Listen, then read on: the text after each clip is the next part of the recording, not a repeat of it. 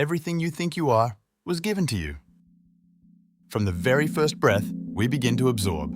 We are born, yes, as blank slates, but those slates are instantly, relentlessly inscribed upon. The faces that greet us, the sounds that soothe us, the words that begin to teach us, they are the earliest architects of ourself.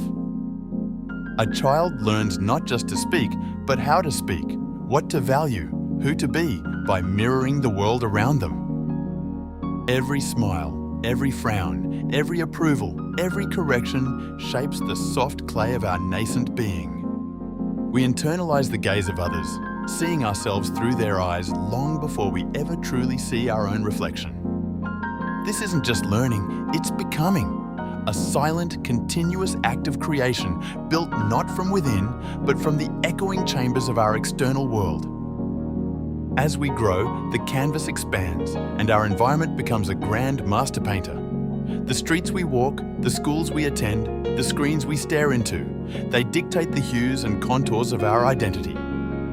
Society, with its intricate brushstrokes of culture, tradition, and expectation, subtly defines us.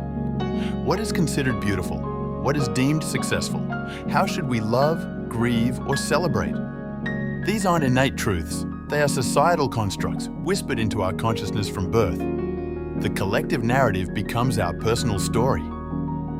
We absorb beliefs, values, and even fears, not as conscious choices, but as the very air we breathe.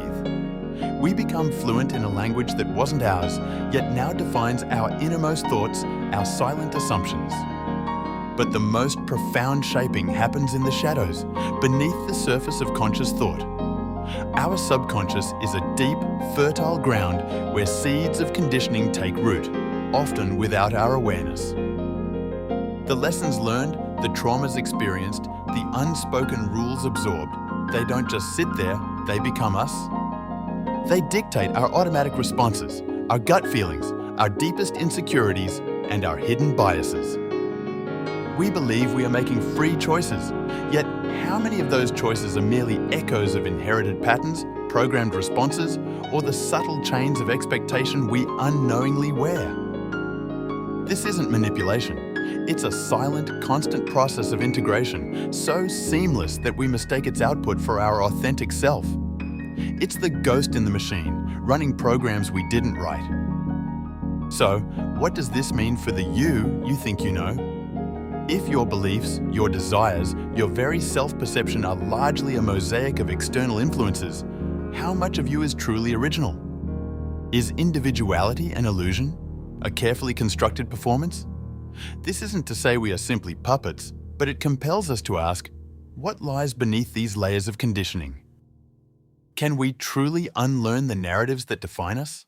Can we strip away the given to discover the genuinely chosen?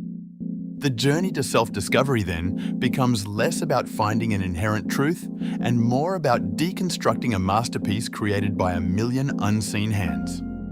If your identity isn't truly yours, if it's a reflection of the world rather than a flame from within, then who are you really? Perhaps the greatest act of courage is not to build a self, but to dismantle the one that was built for you and seek the silence beneath. Subscribe to explore the truth.